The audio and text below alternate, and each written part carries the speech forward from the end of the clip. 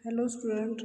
आज मैं एशियन देशों के सामने क्या चुनौतियां हैं वर्तमान में और भारत और एशियन देशों के संबंध, इस पे चर्चा करूंगी। पिछली टर्म पे मैंने आपको बताया था कि एशियन देशों का जो संगठन है और इनकी जो शक्तियां हैं, इसके बारे में मैंने बताया था कि एशियन देश जो है वो विश्व में महत्वपूर्ण भूमिका अदा करते हैं। एशिया प्रशांत और व्यापार और राजनीतिक और सुरक्षा मुद्दों को अधिक प्रभावित करते हैं।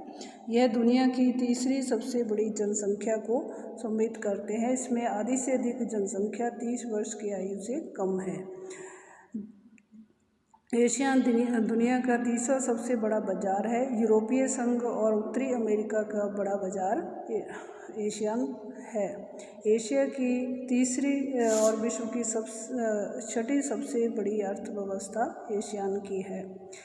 इस प्रकार से इन एशियन देशों के इन व्यापारिक और महत्वपूर्ण मुद्दों के साथ इन देशों के सामने कुछ चुनौतियां हैं। इन चुनौतियों से निपटने के लिए एशियन ने जो जरूरी मानदंड का निर्माण करके एक तटस्थ वातावरण को बढ़ावा देकर क्षेत्रीय स्थिरता में योगदान दिया है।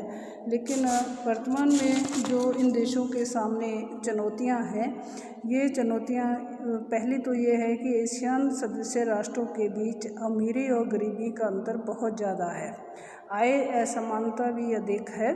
दूसरी जो चुनौती एशियन देशों के साथ है वो है सदस्य राष्ट्रों की राजनीतिक प्रणाली अलग अलग है। कहीं पे इन देशों में लोकतंत्र है, कहीं पे कम्युनिस्ट सत्तावादी है। ये राजनीतिक विभिन्नता भी इन देशों के सामने तालमेल बैठाने में एक चुनौती है। तीसरी जो चुनौती है एशियन देशों के सामने वो है सिंगापुर में प्रति व्यक्ति जीडीपी सबसे अधिक है, $5300 है, जबकि कंबोडिया में जीडीपी प्रति व्यक्ति जो है $1300 से भी कम है। कम विकसित देशों के सामने जो क्षेत्रीय योजनाएं हैं उनको लागू करने में साधनों की कमी आती है। ये अंतर जो है इन देशों के बीच जो कुछ विकसित श्रेणी में आते हैं और कुछ कम विकासशील श्रेणी में आते हैं, ये छोटे जो गरीब देश हैं एशियन के, वो क्षेत्रीय योजनाओं को लागू करने में इनके पास साधनों की कमी होती है। ये अंतर जो है एक चुनौती इन देशों के सामने है। इन देशों के सामने अगली जो चुनौती है वो है मानव अधिकारों जैसे प्रमुख मुद्दों पर ये विभाजित हैं। जैसे कि म्यांमार में रोहिंग्या के खिलाफ जो दरार है, ये एक महत्वपूर्ण है कि रोहिंग्या के खिलाफ भेदभाव जो है म्यांमार में, जिससे कि शरणार्थी के रूप में ये रोहिंग्या मुसलमान जो हैं भारत में आए हैं। ये मानव अधिकारों के खिलाफ है। वहाँ की सरकार को रोहिंग्या के खिलाफ जो भेदभाव है उसको दूर करके इनकी समस्या को हल करना आवश्यक है। अगली जो चुनौती है एशियन देशों के सामने वो है कि जो छोटे एशियन देश हैं, इनकी जो समस्याएं गंभीर रूप से हैं उनको अनदेखा कर दिया जाता है, उन पे ध्यान नहीं दिया जाता। इन चुनौतियों के कारण इन देशों के सामने जो है आपस में ये जो उद्देश्य हैं, जो इनके सिद्धांत हैं, उनमें प्रभावी रूप से लागू करने के बीच ये समस्या जो है चुनौतियों के रूप में आती है। लेकिन फिर भी एशियन देशों का जो महत्व है भारत के लिए है, भारत के लिए एशियन जो है महत्वपूर्ण विभिन्न रूपों में है। पहला है कि एशियन के साथ भारत का व्यापारिक साझेदार जो है एशियन देशों के साथ, वो चौथा व्यापारिक साझेदार है भारत एशियन देशों के साथ, इसलिए एशियन भारत के लिए महत्वपूर्ण है। दूसरा जो है कि भारत के लिए आर्थिक तौर पर भी ये एशियन देश महत्वपूर्ण है, क्योंकि भारत आर्थिक क्षेत्र में भारी निवेश करता है। इन देशों के साथ भारत का $70 अरब का आर्थिक निवेश है। तीसरा जो महत्वपूर्ण है वो है कि भारत के लिए उत्तरी पूर्व राज्यों के लिए ये एशियन देश जो है महत्वपूर्ण है। सुरक्षा की दृष्टि से ये उत्तरी पूर्वी जो क्षेत्र हैं भारत के वो संवेदनशील हैं, ये अल्प विकसित हैं। इसलिए एशियान देशों के साथ सहयोग करके भारत इस चुनौती को दूर करने का प्रयास करने के लिए प्रयत्नशील है। चौथा जो महत्वपूर्ण है एशियान देश भारत के लिए वो है कि दोनों जो है अर्थव्यवस्था दोनों देशों की, एशियान और भारत की, विश्व की तीसरी बड़ी अर्थव्यवस्था है। इस प्रकार से भारत के लिए एशियान जो है महत्वपूर्ण है। इसके अलावा जो अन्य क्षेत्र है भारत के लिए एशियान का महत्वपूर्ण वो है कि अंतरिक्ष और तकनीकी प्रौद्योगिकी सुरक्षा की मजबूती के कारण भी एशियान जो है भारत के लिए महत्वपूर्ण है। आतंकवाद निरोधक उपायों के लिए भी भारत और एशियान सहयोग आपस में कर रहे हैं। भारत और एशियान का जो आपस में संबंध है वो इस महत्व के कारण जो आपसी संबंध दोनों देशों के एशियान और भारत के साथ हैं वो है, भारत के पास जकार्ता में एशियान पूर्वी एशिया शिखर सम्मेलन के लिए अलग अलग मिशन हैं। इस मिशन के द्वारा भारत और एशियान जो है अपने उद्देश्यों को, संबंधों को आगे बढ़ाने का कार्य इस मिशन के द्वारा करता है। दूसरा है कि भारत और एशियान पहले से ही 25 साल के डायलॉग पार्टनरशिप जो है एशियान और भारत की वो 15 साल की है, और समिट लेवल इंटरेक्शन जो है भारत और एशियान का वो 5 साल का है।